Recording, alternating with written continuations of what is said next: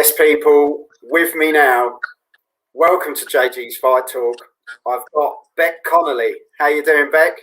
Hi, I'm all right, thank you. You have to excuse the look at me. I've just come straight from sparring, so That's no problem at all. I look like this all the time, so don't worry. It could be worse. It could be worse.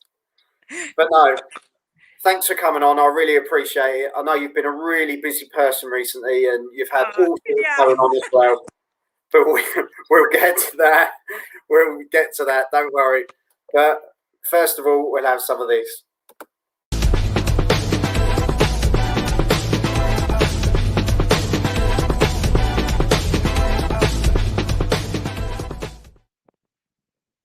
I know it looks like you just experienced a blast from the past from the 80s. Look, like you've gone back to Tron. But welcome to JG's Fight Talk. As I say, I've got Bec Connolly with me. How are you doing, Bec? Yeah, not too bad, all things considered, really. We're getting there. We're getting there. We're seeing the end. We're seeing the light at the end of the tunnel now. Exactly. With your nickname, Lady Luck, we'll get it over with now. We'll get it over with now. Bleed Neck Girl, what has been going on? Well, this is what hasn't lifelong. happened? What hasn't happened? I get spells of real bad luck, and when my luck goes, I get months and months of just ridiculous stuff happening. Yeah. And it's been a little while actually, and that's why I'm called Lady Luck, because I have none and I have terrible luck. But after the last fight, so that was October, I came back to some like real heavy stuff at home, and it was a real bad time. But after that, my luck just took a real downturn, and I've had a house fire, a dog fight, a bathroom collapse the ceiling. My business has gone under because of COVID. Just loads of really comical, because I'm finding the funny in it, but some serious stuff too. But then I came up with an idea. I was like, right, you just have to make it through to the end of lockdown, where you can build up the business again and get back fighting. And we've been doing Take Your Bec to Work weeks. So I've had some interesting jobs. I've been a forensic cleaner. How was that? I know. Oh my gosh, I thought I'd seen it in the army, but nothing could have prepared me for the shock that I saw during that. You know, Hoarders. If you ever watched the TV program Hoarders, like people that have got out of control and then lost bodily functions as well for years and years on end. And I've shoveled someone's front room, which I never thought I would ever do. I picked up bits of mums and dads and stuff, and I was like, oh my god. I was like, why am I the person with the dead bodies under their arms? Like, this is not nice. Nice. But it's comedy gold. You couldn't write the script for I was like, okay, I guess hanging up me marigolds. So I've been a scaffold for the first 2 weeks. I'm not kidding you though. Like, hats off to them scav lads. Like, they work hard. And it's really dangerous. I'm like doing some stuff and looking at it thinking, whoa, that is just really dangerous. Honestly, I think you've been an absolute star during this time, because, you know, let's be honest, when shit hits the fan, it's so easy. It's so easy to crumble, isn't it? It's so easy to give up. And you've been like, you know, I've been watching what's been happening on Twitter and stuff like that.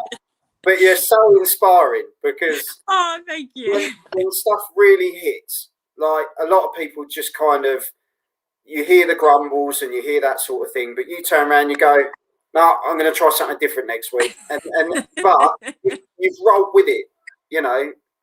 The expression "roll with the punches" is real, isn't it? Yeah, you got it, because it's I do know my bad patches of luck, they do let up eventually, and there's always so many funny stories from it. And I to be honest, like it hasn't been great, and it's been exhausting, and like trying to get my kids like to get a bus to school instead of me drop the like my business just fitted around my family life and everything else that I had to do. Obviously, the scaffolding lads pick you up at like 6 a.m, so it's been like, kids, you ready? This is your bus pass. This is what time you But they've been loving it, to be honest. Like every night they've been coming out of school like, what did you see today? So we've been having a right crack. I remember, I think I watched you in another interview, which was, is it Women's Fight News? Oh, yeah. Top girls on that show. I really like them. They said to you, you know, when you were going home and your kids were saying that to you, they were kind of like, they were bored when you were boxing because it was like, oh yeah, I've sparred again. I've been sparring again. And now it's like, oh, look what I've done. Used to, like, their friends and stuff, they're like, oh, that's pretty cool. Your mum's a boxer. When's she fighting? Like, we can watch her on the TV and stuff. My kids are like, is it? Like, their whole life I've been a boxer. They're like, my mum's definitely not cool. And yet when you do, like, for example, you could pick up a cleaning job and they're like, yeah, mum, clean this week. And you think, is boxing really that bad? I know. I must admit, though, I was saying to like my strength and conditioning coach today, like, it's easy to take things for granted, isn't it? Like when things are going well. And like, I'm never going to take my clients or the doing the PT or the classes or the high energy stuff and like fight week and fight night or anything like that for granted ever again, because I've seen how like I work really, really hard at what I do, but I forgot that I love it so much, really. It wasn't until it was taken away that I was like, wow, you really need to appreciate that day in, day out. So I think that's definitely April 12th when the world starts to open back up. That's definitely on my agenda. Yes. So Bec, when did it all start for you? When did boxing all start for you? Oh, you see, it's a bit of a weird story because I've always fought. I fought from my first fight at 6 years old. Yeah.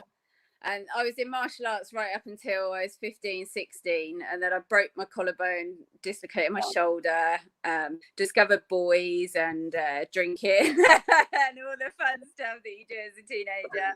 And I thought, oh, this isn't for me. Yeah. And I was also a real nervous fighter. Like, I can't tell you how my lighting's terrible in here, isn't it? Sorry. I can't tell you how nervous I used to get. Like, I'd be being sick in the change room. It'd just be like even the interclubs and stuff. I'd be being sick in the changing room. And my coach at the time, he'd be like, you're such a good little fighter. Why do you do this to yourself? And I used to think, oh, I'm not meant to be doing it. I always pulled it off when I went out there, but what I went through to get out there. And then it wasn't till I think it was 2011. I was going through a divorce, and I thought it was the one thing that niggled at me in my 20s, especially like when I'd had the kids and I bought the house and the 2.4 and everything else, and I was like deeply unsatisfied. I was wow. And that was the one thing that played in the back of my head, like every like time that I was like, this isn't what you're meant to be doing. It was always back to fighting. So when I got divorced, I was like, nah, I'm gonna see if I can still fight. And I'd never boxed before, but Swindon was a boxing town, and I walked into Paddy Fitzpatrick's and we just absolutely hit it off, and I fell completely madly in love with boxing. And he was the first dude that just the mental side of boxing more than the physical side. And he was the first one that was like, you're nervous, that's fine, nerves are good, work with it, you're never going to change, like you're not going to change, you've got to accept it completely.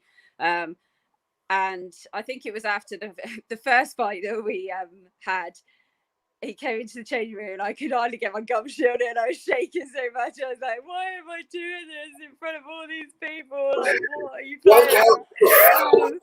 And he just slapped me and he was like, get out.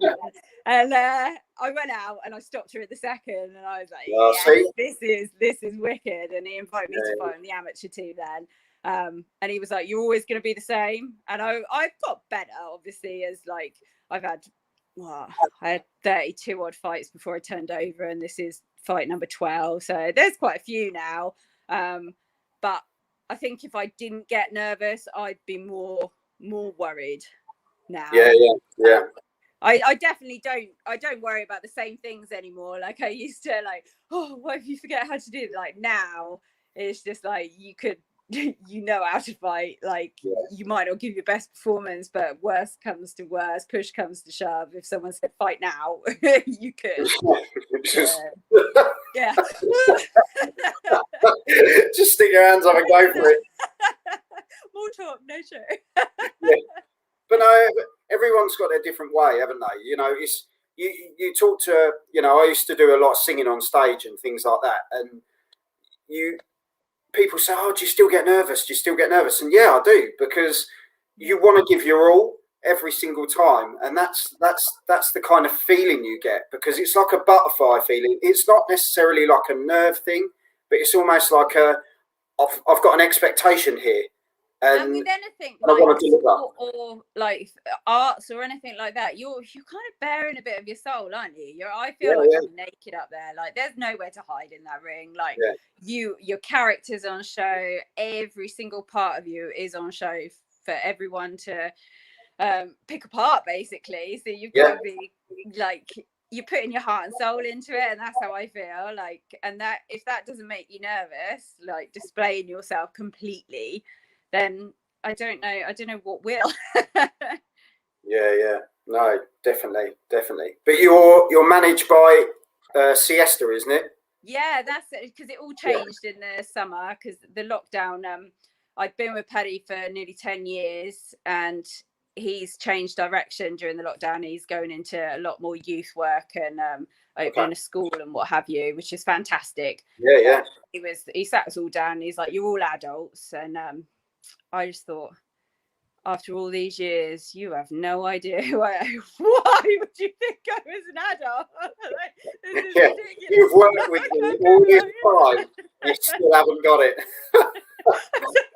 You've got this wrong. I definitely need you. So you'll be fine, Connolly. Who I cry with now. So before, like, he'd kind of taken it all on for us. Like, he was the manager, he was the coach, he was in charge, and he sheltered us from all the, like, before the last fight, I'd never had any of the going backwards and forwards, trying to get a deal, signing the fights, negotiating the terms or anything like that.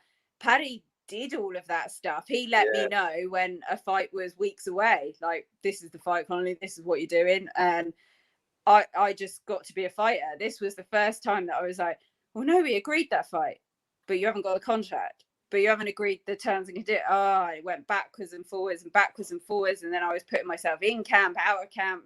And I was like, oh, I can't cope with all of this. But yeah, I'm settling into it a lot more now. And I realise what his role is, what my role is, and what to say and do. But yeah, the business side of stuff is something that I hadn't had to deal with in boxing myself, so that's all new. Yeah, no, he seemed, because it's Al, isn't it? Al Siesta. Yeah, Al Siesta. He seems a really nice guy. I was having a chat with him the other day, and he's got some really good fighters on board as well now. Like he's brought them in quite recently, isn't he? Quite a few additions. There's some real talent. Real talent. He seems like he's a sound guy, and like he talks, like, calls a spade, which I like. I don't need sugarcoating or anything like that. So yeah, I think it's gonna work. Yeah, definitely. So looking ahead now, you've got possibly a date. I know. I got a phone call. Possibly. Just waiting on contracts being signed. So if that happens, then you shall see my tweet saying, "Yay, it's turned round. The luck has turned round." So we're not going to mention any names or anything like that, because we're not too sure concrete-wise yet, are we? So no, unfortunately, it hasn't been signed yet, but I'm very, very close. So hopefully, fingers crossed. Yeah, everyone, please pray. So, like, how short a what notice can you take? I was like, at this stage of the game, I'll take anything. I'll take tomorrow. It's fine. I'll cut off a leg. It's fine. I'll make way. So you say you've been sparring today. Can you name who you've been sparring? Oh, I can't actually say her name myself because she's a German girl and it's quite a difficult way. But she was nice. Yeah, oh yeah, she was lovely. Yeah, really good spar. Nice. Yeah, I don't see, that's the thing I really struggle with because my timetable's so hectic. It's all right for the signed athletes and it's okay for the ones that got good sponsorship and they get to be a boxer full time because you can travel for sparring, you can like do all that, but I've got to work still, and traveling to and from sparring can get like really difficult, especially when you're only going for like 6 rounds or something. So to get girls is like really good for me because I spar the boys. Like we've got boys at the club that are good amateurs and they're my weight, but it's just different with girls. Like you get quality rounds with women, whereas I find with it's the different mentality in a way, isn't it? It's different mentality when you're fighting another girl. It's almost like, I don't know, it just seems a different connection, doesn't it? Because a man at say 60 kg for argument's sake, their muscle mass is different to their body fat mass. So a 60 kg woman, that would be like fighting a 70 kg woman instead of 60. So you've got to find a 10 kg lighter dude, but then depending on the dude and his talent level, it just gets really complicated to get a good match for male sparring. But so the girls are I love it when I get a girl. No, I'm glad it's all sort of coming together for you, and you know, I know things have been really cack, to be honest. I'm not gonna lie. Oh, they really have. but you know, I really hope, I really pray that, you know, it all comes together, and you know, you get this fight because potentially, I know you've been putting some names out there and stuff like that. Just anyone in the division, really. Like that's the one thing that still really annoys me about boxing. Like, because I'm an MMA fan and I love the MMA, and they just don't get as precious about things. Like, the women are equally respected and paid in MMA, which is brilliant, but everyone fights everyone. They're not padding records. They're not trying to protect anything. They're just in it to fight. And I think that's probably the last little hurdle that the boxing needs to overcome. And that we've got the perfect opportunity with this COVID, and the women that are headlining and paving the way, like they fought each other there. So when you've still got like, and the divisions are getting big now with everyone turning over, like there's a lot of people, like a lot of females turning over. So I just think now's the time to jump in the deep end, everyone, and just fight everyone. Go for it, isn't it? I think, like you were saying, with the whole lockdown situation and the whole, you know, we had the whole event in Eddie's back garden, as it were, which was amazing. But we'd never have had those fights. We'd have never have seen like the Harper Jonas fight. Like, what a fight! What a fight! I had seen the Natasha on. Courtney fight, like. I had Natasha on not long ago, and I'll tell you, it was such a fight, you know, and we're desperate to see it again because it was that quality, you know, and like you say with Courtney Ball as well, another quality fight, you know, Rachel Ball put herself on the map.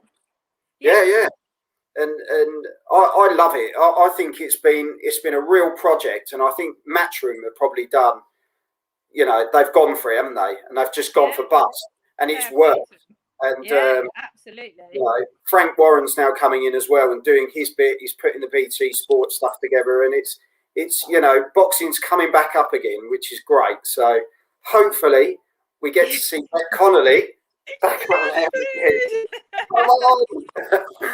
But no, I would love to get out again, and like I say, like in an ideal world, like I'd have a camp and I'd have a training camp and I'd be dieting over 6 weeks, but not over 6 days. But it is what it is. Yeah, I'm not in the position some of these girls are in, and if it's just suck it and see, isn't it? Like, I'll take anything, and I'll have a good crack doing it, and everyone's guaranteed a bit of a show, so it doesn't harm anyone, does it? So no. hopefully, fingers crossed. I know. My friend's just sent us a message and he's put, "Hi guys, best of luck." So thank you. you know, we really hope that you can just get this over the line and we get to see our Bec back out again. Oh, I'd love that. Though the one thing I was thinking today, like, I'm a bit of a bugger for me tan. I've never fought without tan, and the sunbed places are shut. Like, I'll have to go out there like a ghost. What did you say the potential date is? Next Saturday. All right, yeah. Well, it's basically you're going to have to go to, Superdrug, or there's others as well. I'm not going to just promote one. And just get in there and slap it on. That really horrible stuff. You've got to come out orange, but who cares? It doesn't matter. I can't put fake tan on, because I can guarantee you, with my luck, like, it's hard to watch women walk around with fake tan on sometimes. It is. And I'm such a bad girl. Like, I'm terrible. I like to go out and look nice, but I'm so bad at it. I have to get other people to do my hair, and I have to do I have to tell you, don't talk to me about fake tan. I live in Essex, so apparently we're smothered in the stuff. I've never used it myself, but apparently it's the thing to do around here if you're a Towie, which I'm clearly. Brilliant. So see, I know sunbeds aren't good for you, but I do love a sunbed, and I restrict myself to just fight week. I have 3 sunbeds fight weeks. Well, it's not happening this time. I'll do it. I'm going to be as white as a ghost. No, but yeah, when I said I was sparring earlier and I said I was really tired, it's because I've tried to fit a 6-week camp into one day. yeah. Just get battered, look pale, and then just go to the fight. Go for it. I'm here, guys. What a combination. What a combo.